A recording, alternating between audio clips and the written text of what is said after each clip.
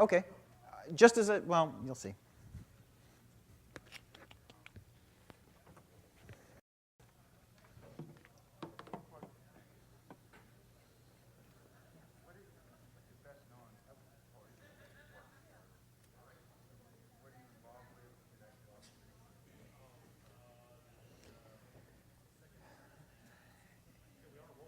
Okay, well, then I will commence, blinded by the lights. Hi, my name's John Bellinger. 3 years ago, my best friend from college and I co-founded a startup called LLC. We design and make power electronics. We do hobby robot parts. We do DC-DC converters for mostly hackers, things of that nature, and we do radio control airplane stuff. For the past 3 years, we've been running a startup, we've been growing a startup, we've been living a startup, we've been dying a startup. So I thought I would come here, because I was cajoled into it, and talk to you a little bit about startupping. And this is where the presentation's going to be a little bit weird, because I hate podiums. I am the authority figure. You shall all get out your notebooks and write down. This is how I start a startup. The guy with the hair said, first you make a business plan. You do make a business plan. I will get to that. But startupping is impetuous. If you can't say, hey, you don't know anything about anything, you're not going to start a startup because you'll say, they're established. I can't beat them. Startupping is, it's spontaneous. You have to roll with things. There's no, well, I'll just sit on it for a couple weeks because in a couple weeks somebody else will solve the problem, because the problem is your problem, the company is your company, and in 2 weeks you may be dead. So, how many people here are here because you're seriously considering or have at any point considered, I should start a company? I'm a damn smart guy or girl, and I should start a company. Anybody? If you have, stand up.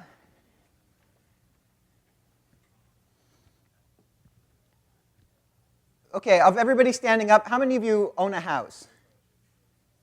No, you can stay standing up. Raise your hand if you do.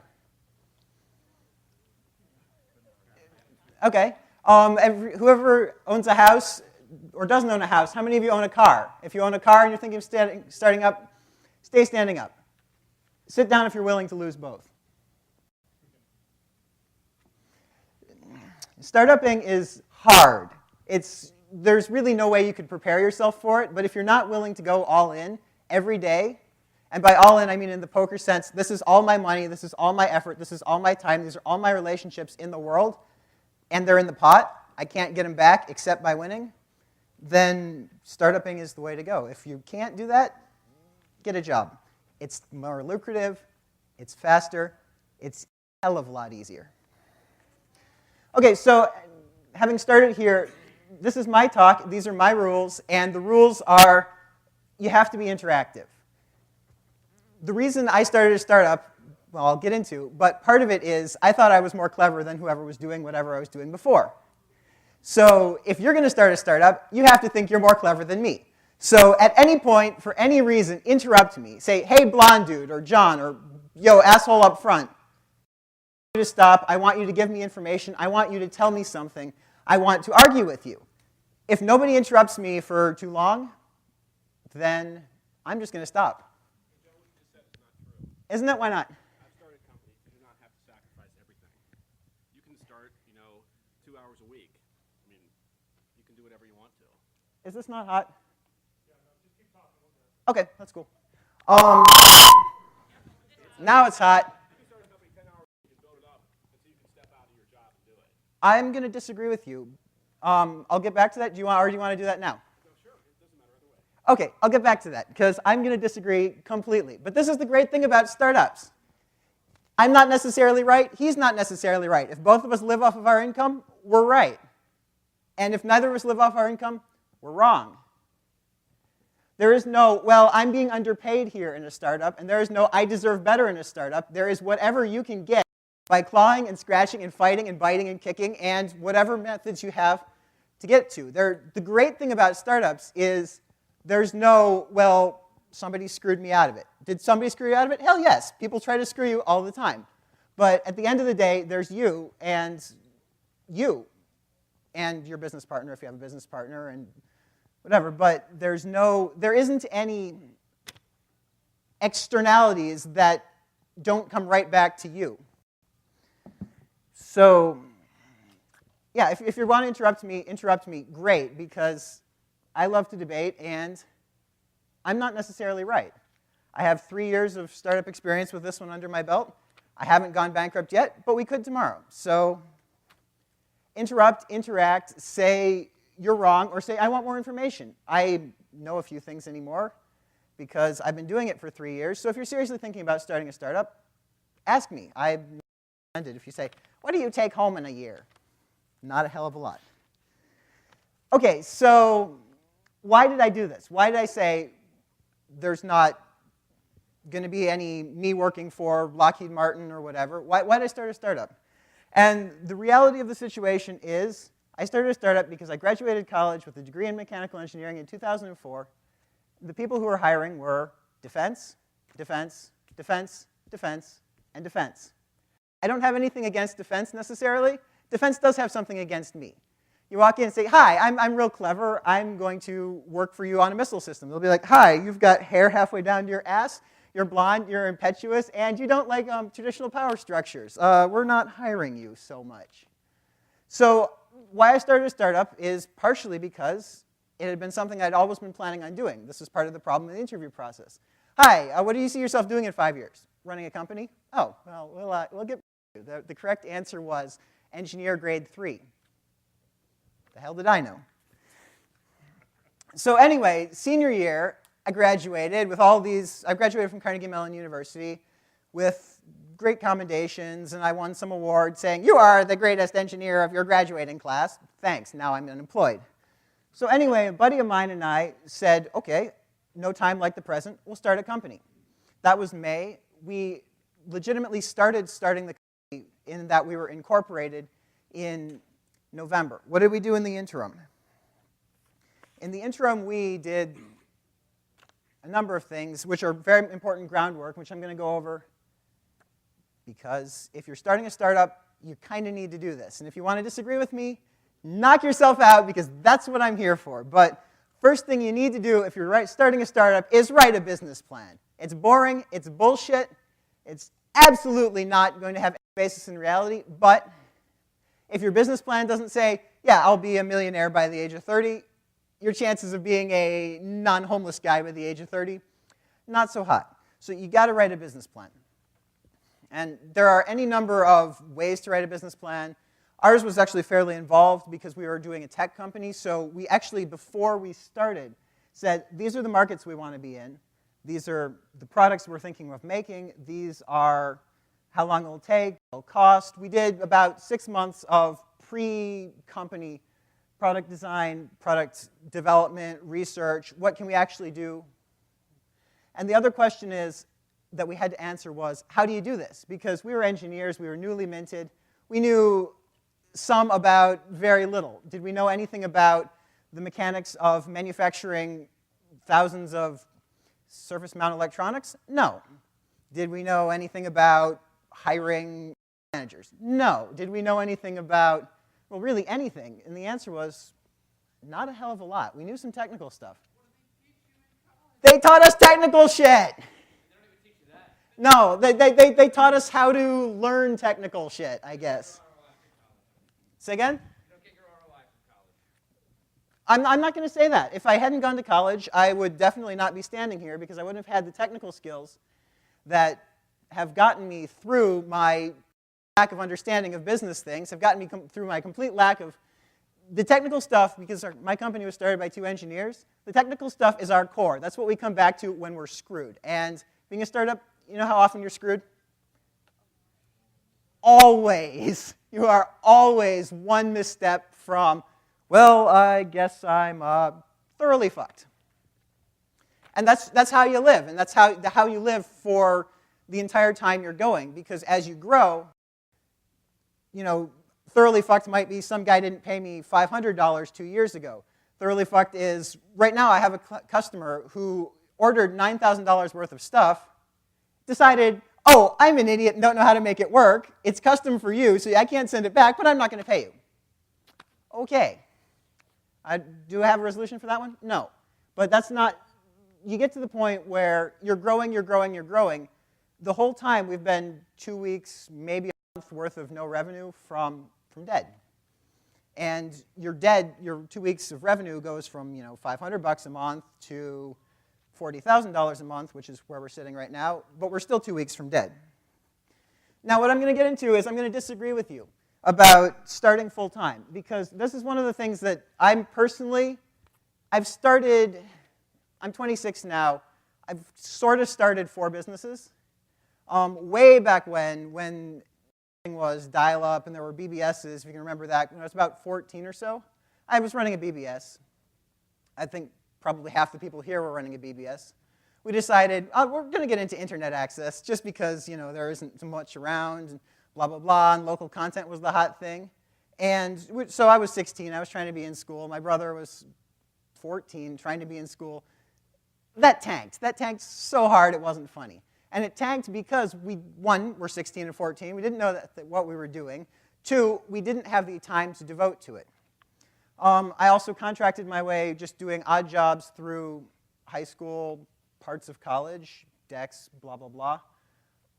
That I was doing part-time. That made some money.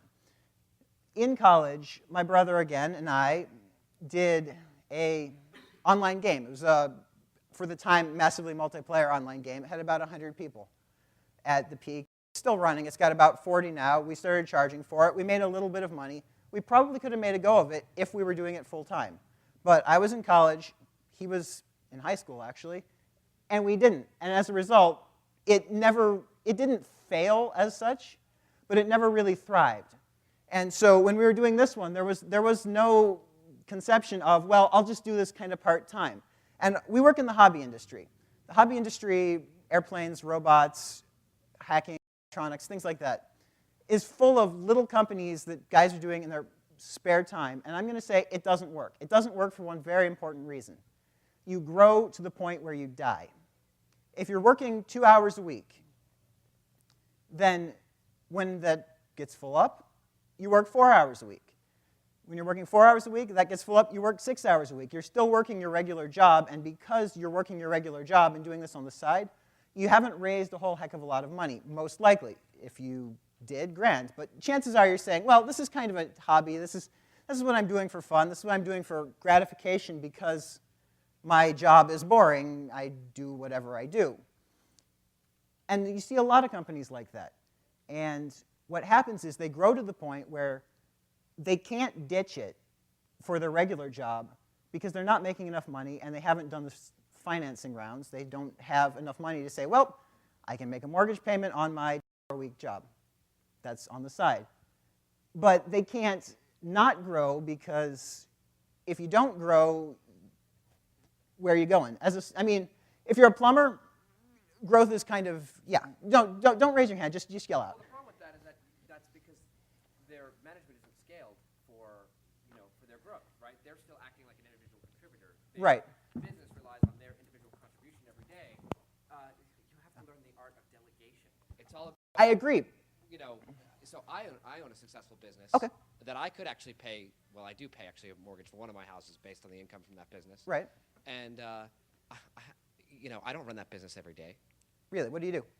I manage the people who. No. I mean, what does your business do? HIPAA compliance audits for healthcare firms and Okay.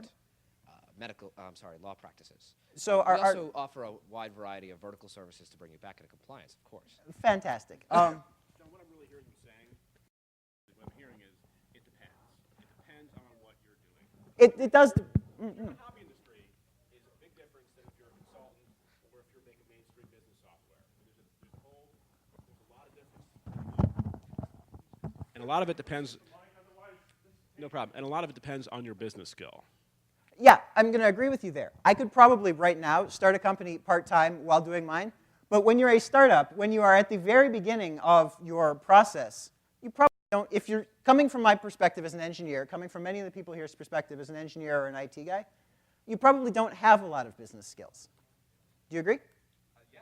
Okay, so at that point, I'm going to say that you can't do it part-time with no prior startup experience and grow to the rate that you're going to go. Or you can, but I see a lot of people die. A lot of people die because they say, well, I'm doing well, I'm doing well, I'm doing too well, but not well enough to ditch. And at that point, they're squeezed for time, and the only thing that's really, really valuable in a startup is time. So anyway, I'm going to go back to my experiences. This is kind of how I'm going to run the talk. Is I will kind of talk on my experiences for a while, what I learned personally, and then try to generalize. And if people want to disagree with me, then I'll roll with that. Okay, so 2004, I graduated. No job, no prospects, no. I've got a little gold star saying, yeah, you're real smart. So what did I do? I moved back with my parents. That was the hardest thing I have ever done, personally, just for my pride. You and 70% of every other college graduate. Yeah, but me and 70%. I got a degree in fucking engineering. The whole social contract was, you get a degree in engineering, you get a job. You get a degree in engineering, you get a job. Didn't happen, didn't work out. But the point of moving back in with my parents is I didn't see any other way that I could cut my living expenses low enough to pull off startupping while doing it. So one of the important things to remember is you have to go all in, even if you're doing it part-time. You have to be willing to say, this is what I'm doing, and this is where it's going, and I'm not being a pussy about it. I will do whatever I have to do to make this thing work, because if you're willing to do whatever you have to do to make the thing work, the thing isn't going to work. And the thing isn't going to work because all there is you. So we moved back in with my parents. We started business planning. Or I moved back in with my parents, rather. Yeah, fortunately, my business partner, his parents are somewhat wealthier than mine, so they were just like, here, have some money. Live. Not jealous at all, whatever. So then we started doing research. And it's important, in my opinion, to do your research and do your even early product development before you start, because once orders start pouring in, if your ducks aren't relatively in a row, and they won't be, but if you're still trying to do research, at that point you are in somewhat trouble because you're trying to answer phones, you're trying to fill orders. There's going to be a period of time between I'm open for business and I have people for that. And during that time, the amount of actual technical work you can do is depressingly, depressingly low. So if you're ready or looking to start a tech startup like we were, you need to have your tech kind of going before your startup kind of goes, because honestly, even now, my company's 5 people right now. I spend maybe 25% of my time doing engineering, maybe. I agree, but If you're running the company, that's what you're doing. I mean, that's the unfortunate part. yeah. The more you become a manager, the less actual real stuff you do. Yeah, no, I agree with you 100%. But if you're making a tech-based startup, your tech is where you're going from. And if your tech is where you're going from, your tech has to be better than the next guy. Part of when you're starting up is you need to pick a niche, and you need to pick a niche where you can beat the established competition with both hands tied behind your back. Not even one hand. I'd disagree. Stop it. Okay. Disagreeing is good. About necessarily saying your tech has to be better than it. Okay. It depends. I mean, kind of the key example there is McDonald's makes really horrible, crappy hamburgers, but they're everywhere because they have really good business processes. So if you can deliver consistent products that are mediocre, frankly, a lot of times that'll take over in the market opposed to developing a superior product, but that you can't deliver consistency on a wide scale. But your tech isn't your product in that point. Your tech is your business process. Okay, fair enough. You have to find, what can I beat the established people, what can I beat with both hands tied behind my back? Because one hand, I don't know how to manage, and I don't know how to run a business. Other hand, I have no money versus the guy who's been established for 10 years. So now, who can I kind of kick to death? So one of the great things about now, as opposed to 50 years ago, is the internet, honestly, lets you be much nichier, especially at first, than, you don't like nichier as a word? I love it. Okay, you can be much nichier. Company, because you start making up your own words. Absolutely. You can be much nichier than you could have been when your customer base was the guys who can drive to me. And that's good, because you can find a little niche where there's maybe one guy who hasn't improved in 20 years, he's kind of complacent, and you can go beat him. And that's, in my opinion, unless you have buku bucks and million-dollar venture capitalists and 4 successful businesses started to your name, in which case, what the hell are you at my talk for? That you need to beat somebody who you can beat hobbled, completely hobbled, because right now, my business could beat another business, even if they had better tech, like you said, because we know what we're doing now, versus we didn't 3 years ago. When you start, you are not going to know what you're doing. You are kind of going to be fumbling and groping, and you need to have something where it's so good that you can beat people who actually know what they're doing while you fake it. And 2004, we started up. We actually had no revenue in 2004. We incorporated, we got facilities, we got processes. We actually manufacture all of our products in-house. And right now we make about 2,500 little electronic boards a month. And so we had to learn how you do that because I'm a mechanical engineer, my business partner's an electrical engineer. Neither of us has any manufacturing experience. So that's what we were doing in 2004. We were setting up, we were ready to go. Come 2005, our business plan said, hey, you're supposed to be selling. And we're like, well, shit, we ain't even got products. So your business plan is a lie, but if your business plan doesn't say, I'm going to be rich next year, you're not going to, never. What our products are the most handmade? Are they made in Malaysia, or how do you? No, our products are made in Akron, Ohio. We have an automated SMT line. We stuff them, we test them, we make them. Our products are neither the cheapest nor the most expensive. Our niche is we try to be easier to use. Our goal, our end user is mostly research, students, hobbyists, hackers, and most of them don't know everything there is to know about electronics, and even if they do, they don't care. What we try to do is we try to make our products easier to use than the next guy. If the next guy's going to take 4 hours to set up, ours drops in, you flip 2 switches, and it goes. That's kind of the niche we've tried to get into in power electronics. And the reason we got into our niche is because what was there sucked. It sucked to the point where we could beat them with both hands tied behind our back. And at this point, we're kind of established. But no, our particular niche, we try to compete a little bit on price only because our competition is hand-assembled for the most part, especially in the hobby robotics part. And we are being machine-built. We can eat their lunch on cost. We also, because we're doing it full-time, much of our competition is doing it kind of, well, I make a couple of them in my spare time in my basement. And because of that, they're using very integrated solutions. They're using driver chips where we're building the whole thing out of FETs. You know, our time into a product that they might have spent 100 hours designing is 2,000 hours.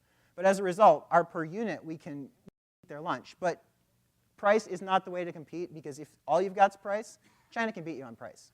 China can always beat you on price, regardless of how clever you are, because exactly, it is a bad game to play. If you say, yeah, if you say my goal, my plan, what I can do better is I can be cheaper, come up with a new plan. It's an excellent, excellent point. You can come over here. We don't have our stuff manufactured in China because there is a major knockoff industry, especially in the RC airplane stuff, in China. Exactly. Right. The Chinese manufacturers are very, very good at being very, very lazy, which is not a bad thing. Laziness is good. If you can be lazy and win, you should be because it's cheaper. But it's true. They don't invent other things in other countries. They steal ours and make it better. It's true. They don't even necessarily make it better. But we've had competitors who've said, hey, I'm going to have my stuff manufactured. It's a $30 product. All of a sudden you say, wow, there are $10 exact clones coming out of China. How the hell did that happen? Can they buy one of yours now and knock it off? They can, but they don't. Because if you send them the schematics, the boards, the everything, it's much cheaper to say, well, you know, take the one from the competitor who has said, make it in China. If China knows how to make it, because you gave them all the information to make it, they're just going to make an extra couple thousand, an extra 100,000, yeah. I'm doing research on hardware keyloggers. I noticed some of the ones I'm getting are from foreign countries, and the IC chips have been sanded off, so I can't see what part numbers are actually in them. Yeah. Is that one reason they do that, is to keep people from easily cloning them? That's why people do that. it's not really that great an idea because there's a giant cloning stuff industry in China. So if they want to clone it, they're going to. You can't prevent that. But the reason we manufacture in-house is mostly so we don't get knocked off, and partially because that's just kind of the way I work. Is I prefer to have control over the whole process, and I prefer to have, well, if it can be made, I'll make it, instead of some guys, well, these are our manufacturing tolerances, and you can't do anything weird. We manufacture in-house so it doesn't get ripped off, and we manufacture in-house so we can do weird stuff. And we do some weird stuff simply because partially we didn't know that we shouldn't have done the weird stuff, and partially because it's fun. it's because it's fun, yes. I'll take that. I'll definitely take that. So in 2005, we were growing exponentially. So our growth rate was great. Our absolute numbers were small. The entire year of 2005, we did about $35,000 in sales, which was not, business plan said, hey, you're supposed to be making $250,000, but the business plan lies.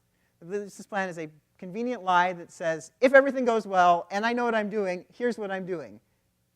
If that doesn't, if your business plan numbers aren't great and huge and grand, your real numbers won't work. But I'm going to share with you a little story from 2005, which is a little bit about being a startup and a little bit about the industry I'm in. 2005, August, September, we were doing about $5,000 a month in sales, which is not, and we were making like $250 as a month in salary, but we were growing. Then you had a couple of hurricanes hit. We're in the hobby industry. We're in the research industry. We are completely based on discretionary income. The price of gas went from, what, like $1.80 to $3.25. In the month of September, we had done $5,000 in sales. We had about $5,000 in the bank, and we were burning through about $5,000 a month. In the month following, right after Hurricane Rita hit, the first 3 weeks of the month, we did $500 in sales. And our cash position went down to just about nothing. We were honestly looking at, okay, do we sell the equipment? Do we go get real jobs? Are we fucked? What's going on here? And what was going on was the price of gas. The price of gas, our customers aren't really, all of our markets that we go into, people have discretionary income. They could have afforded to buy our products, but consumer confidence and the sentiment was, well, is gas going to be $5 a month, dollars a gallon next week? Maybe. So nobody was buying anything.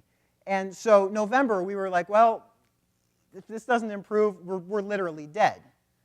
Fortunately, we went to an event, and I was talking to other people kind of in the same industry, and they're like, yeah, nobody's sold anything this month. So that made me feel a little bit better. But that was the closest we ever came to being completely out of business, and it had nothing to do with anything we were necessarily doing wrong. It was hurricane blew through. People said, well, I'm not going to buy any motor drivers or anything along those lines because I just paid a lot of money for gas. As a startup, you are perpetually on the risk of death, the brink of death, and it doesn't take anything more than that to kill you. And honestly, at that point, we got lucky. We got lucky that gas prices went back down, they fixed the refineries, and we were under $1,000 in cash reserve when things started picking up again. Yeah. Oh, I thought you raised your hand. Okay. So that was 2005. 2006, we were still continuing to grow. In 2006, in February, we hired our first non-owner employee, which was an assembly tech, part-time, just stuff things, wire boards, things like that. In 2006, we also hired our second employee, which was a office manager, receptionist, shipping. Karen's a wonderful, wonderful girl. Part of working in a startup is you have to wear a lot of hats. You can't say, well, this is my job. I answer the phones. Okay. And in the 99% of the time when somebody's not calling, I pack products. And when people aren't packing, when there aren't products to pack, I do our website. And doing a startup, you don't really have a job description. You just have a, well, what needs to be done today. It's one of the advantages of being a startup is you get real broad. The disadvantage of running a startup is you don't get very deep. So you have to learn to know a lot of things, and you have to be able to jump. You have to be able to jump really fast. Okay, well, that just caught fire, so I'm going to have to stop doing this. Go to Google. How do I put out a fire? Go to Home Depot. I need a fire extinguisher. Go over to the fire and say, you are much bigger now. Go over to the fire department and say, I have a problem. Which, you know, it's a fallacious example, but that's the sort of thing you have to do, not necessarily with fires, but all the time in a startup is, okay, what's going wrong? How do I fix it? I probably don't know how to fix it because I may not have encountered it before. So you have to be constantly on your feet, and you have to be constantly learning. And you have to be willing to wear any hat from janitor to machinist to throw on a suit and give a presentation to the Cleveland Cavaliers for some customer, which I did a couple of months ago. So we were continuing to grow. 2006, we were growing. And at some point in 2000, I really stopped being an engineer, and I started being a manager, because when you're just working for yourself, you know what's going on, you know what you need to do. The thing with employees, and employees are wonderful, and I love them, and they absolutely make your hair turn white, is you have to kind of think for them or ahead of them, or instead of saying, well, I'm me, I'm designing this thing, you say, well, I'm me, I'm designing this thing, I'm Tom, putting together this, I'm Karen, I'm doing this, I'm Alex, I'm doing this. You know, the guy in charge, one of the difficult things about startupping is you have to run from doing everything to still doing everything through other people. You have to be kind of living vicariously in a number of places, because the hard thing about having employees is if the employee doesn't have something to do, what they're going to do is, hey, 10, 8 on the 9, and that's not really their fault. If you can't manage, you should not design a fast growth startup, because at some point you're going to have to. It's not their fault if they're playing solitaire, because you didn't give them anything to do and you still have to pay them. So if you're starting up, if you're a startup, if you're to the point where you have employees, which if you're not really a startup, you're more of a small business, because the whole point of a startup is to grow and grow and grow and grow and grow, and then have a private jet and a mansion and hookers and blow and whatever's driving you.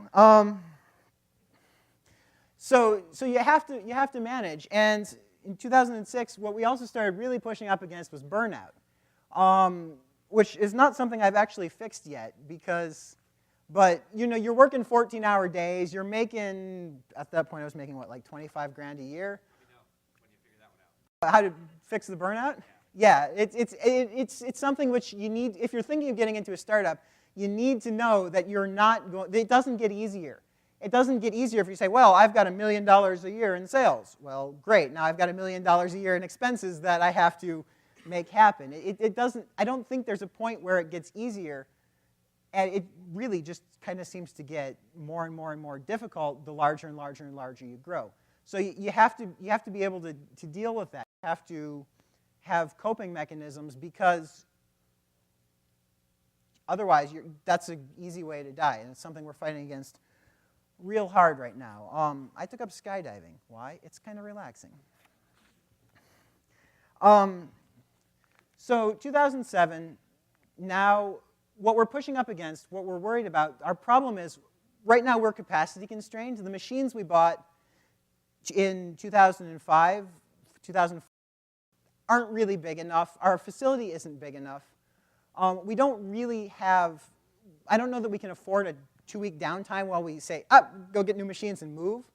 But at some point, you come to a spot where you say, well, now what? Right now, we are finally, our business plan we wrote for 1 year. 1 year of business plan. We're off our business plan now. We're past our business plan now. At this point, we're kind of at a transitional phase. We need to either get a hell of a lot bigger, or sell, or those are pretty much our options. Get bigger, sell, or die. Those are always your options in a startup, but you get to a certain point, at some point, when those are your only options. You can't just continue on, and because the whole game is fast growth, and when you bump up against something, what do you do? And that's kind of where I don't know. I don't know exactly, because we haven't done that yet. At the point, I'm kind of like, well, this is what I did. Where am I going? Bigger, I think. We're kind of in talks with one of our competitors. He's making, oh, I should buy you motions. Would I sell? Maybe. Depends on what he gives us money for. Well, you know, if his offer's right. Right. Yeah, if he backs a truckload of money up, we say, hey, yeah, I'll go live in Kansas, grand. If he says, here, 200 grand for your business, I'd say, well, nice talking to you. But you have to be open to your options, but you have to be able to say, I'm at a point where this is a transitional point. I need to make a decision here. Honestly, I wish we had made a 3-year business plan, which would have taken 9 years, back when we had the time and the relaxation and the freedom to sit there and be like, okay, what would be other clever products? You know, the farther out you plan, the less bearing on reality it gets, but it would be nice. It would have been nice, in hindsight, to write a longer plan. I'm going to talk about a couple of other things in startuping. If you're married, I don't know how many people here are married, and you're thinking of doing a startup, in your business plan, put your divorce. I'm not saying you're going to get divorced. I am saying if you say, well, I'm going to live off my wife's income while I do this, you're fucked. Because startuping, it's hard enough, and it's hard to relate to. So if you aren't prepared to lose that, you probably shouldn't do it, because you will change in the course of running your startup. I wasn't married. I was actually engaged to a lovely girl. And for 2 years, she kind of stuck through the whole startup thing, and now I'm single. It happens. You need to be able to risk that. I don't know how many people that's speaking to, but there are a lot of divorced business owners. And it's not necessarily because you were workaholic, because you don't have a choice. It's not necessarily because you're a person. It's just you have to be able to realize that if I'm starting a business, I'm starting this business, and I don't know who's going to be around me when the business succeeds, because it gets kind of weird. My last thing is, you know, you're talking to me, you're listening to me, you're arguing with me, which is fantastic, thank you. You know, are we rich yet? And I could say, well, my accountant says on paper, but not really yet. I'm making almost an engineer's salary now. We're making payroll. We do payroll for 5. I could probably say, yeah, this is a win. But if you're running a startup to satisfy your ego, that's a good way to go. If you're running a startup because it's true. If you don't have an oversized ego, you're not going to say, well, I can be better than you know, dude in a suit and. Yeah, running a startup for an ego is a grand thing. Running a startup for, you know, just this is something I need to do, that's a perfectly valid thing. If you're saying, well, I'm going to do this because I want to be Scrooge McDucking through gold coins, you know, surrounded by scantily clad women, doing lines of blow. Yeah, it's a great dream, but it's a bad way to go, because in a couple of years you'll say, well, coins, where's the blow, where are the women, where's my mansion? Well, you know, it would be much easier to do that if you simply worked a job, got off at 5 in the afternoon. I work about 12-hour days, for whatever that's worth. Yeah. Yeah, okay, fine. Girls Gone Wild would have been a great startup opportunity. What can you do better than anyone else? Convince girls to take their shirt off. If that's your talent, go for it. But don't do it necessarily just for the money. Do it if you're looking to do it, because the money probably won't be there. What? Right, do it for the girls. Do it for the girls picking up their shirt. Do it for pride. Do it for sure. Do it for America. But the finances may come. But if you're doing this simply because I want to be super rich, you're going to be super poor before you ever get super rich, and you may never get super rich. So there are lots and lots of reasons to run startups. There are lots of reasons to start startups. one of the best reasons to start startups is I personally just love to create. And the greatest thing about a startup is nobody can say, well, that's not economically viable except me. And if it's not economically viable, I'm going to find that out real fast. I was like, well, I got a product nobody buys, but damn, it was clever. But not that clever. That is the greatest thing about running a business, about running a startup, is there's no illusion of, well, I should be doing better. There's no I should. There's only I is, because I is me. I is it. I is the company. I is not an English major, by the way. I is an engineer. So that's pretty much all I've got for startups. If anybody wants to talk or question or discuss. Have you thought about doing funded research? Like, you're currently successful, right? Uh-huh. You're making payroll. Yeah. You're paying your bills. Yeah. We're That's growing success, about right? You're growing. 250%. So have you a thought year. about maybe taking you're currently reinvesting all of your current Yeah. profits into growth.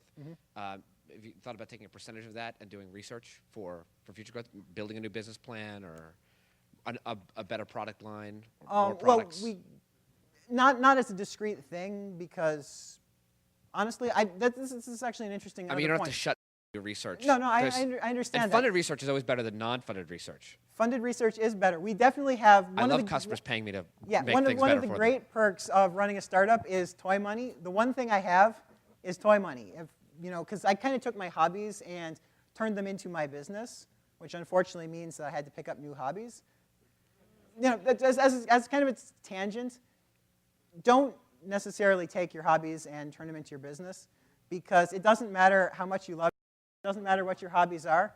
As soon as they become work, they're not going to be fun. It doesn't matter if you're a model railroader or an infomaniac. When you go pro, it's going to stop being fun. Hallelujah.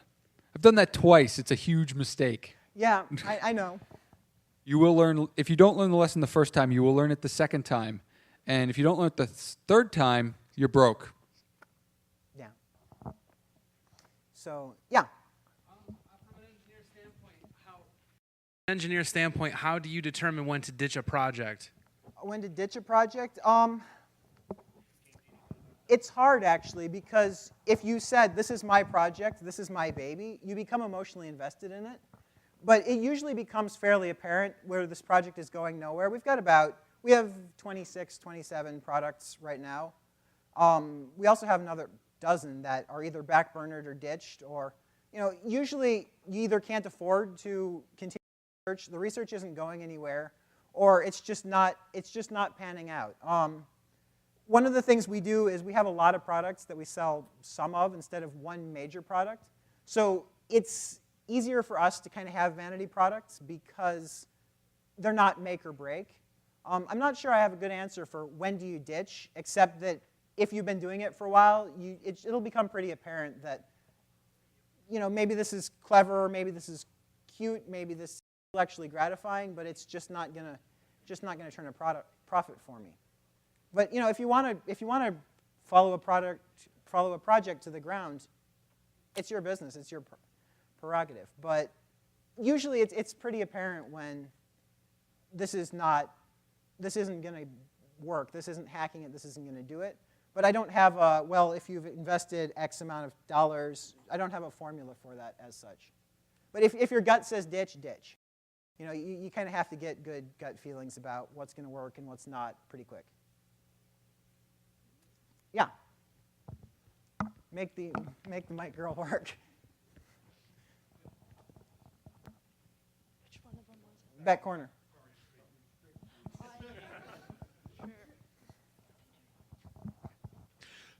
So the title of the talk seemed to be like, what are you doing in Ohio for? But from everything I've heard, it didn't seem to match your venture capital-wise or tech-skilled personnel-wise or networking-wise. It sounds like you could have done this anywhere. I could have. Was there anything about Ohio in particular that was especially good or especially bad? Or Akron or My parents where do you live want? The parents. There you go. Okay. But part of what I would have liked to have gotten to, but I'm kind of a space cadet, so I didn't, is it doesn't really matter, would have liked to hit it hard, it doesn't really matter anymore where you are unless you need more highly skilled labor. If you need oil drillers to make your product work, Ohio's not going to work. But if your core of your skilled talent is yourself, you can pretty much locate anywhere. And Northeast Ohio is beautiful with lovely weather and temperate climates, and the cost of living is fantastic. That is a very good point. The cost of living in Ohio is almost as good as the South. But yeah, so my point is you can start a tech company in Ohio. You don't have to go to Silicon Valley. You don't have to go to Research Triangle. You don't have to go to Cleveland. Wherever you think you can make it go, you can make a go of it anymore. So why Ohio is more of a why not Ohio. Because you're in Ohio doesn't mean I can't start a company. I can't start a tech company. I can't start a fantastically successful tech company. So the fact that you are in Ohio and the fact that I am in Ohio doesn't disqualify anyone from anything. The fact that the business climate may suck. The business climate sucked when I graduated and we started. It doesn't disqualify you. Only thing that disqualifies you is you.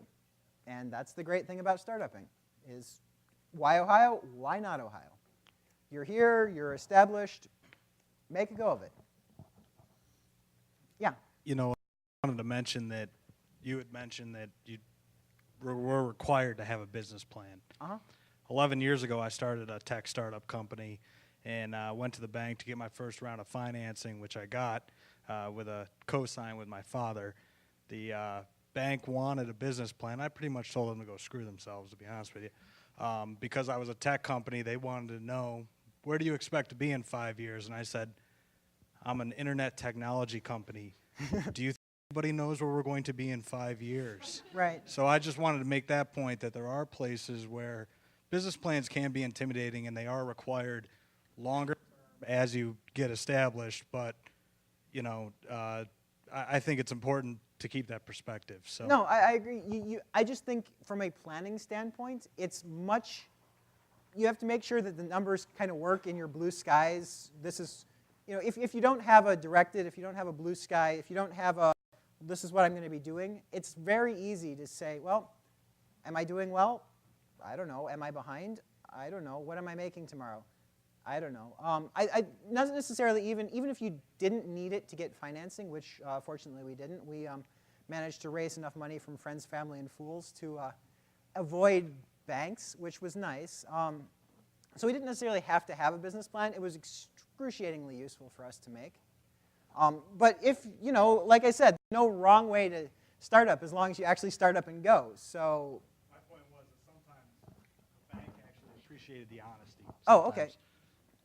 The bank appreciated the honesty. Yeah. You know, they found that refreshing, to be honest with you. And I think it actually helped us get that first round of financing. When you said, I have no idea. You know, because everybody comes to them with some bogus, you know, to be honest with you, BS. Yeah, no. Business plan. So business plans are 100% BS, but I personally think they're very useful BS. But yeah, the other thing is you can't lie to yourself and make a go of it simply because the cold, hard reality of going broke won't let you, which is nice. Poverty is an excellent motivator. One of the questions is, if you're not broke, how do you stay hungry? And that's one of the ones maybe in a couple of years I'll come back and be like, hey, here's how I motivated myself to keep going. Because right now we're doing well enough that I'm semi-comfortable, and God damn it, it would be easy to just get lazy.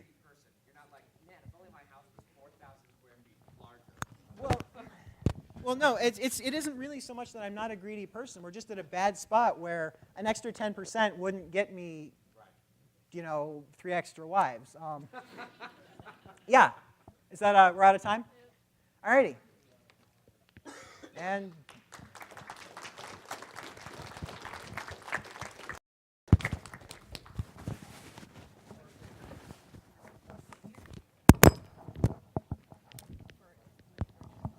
oh, yeah. No, you should have.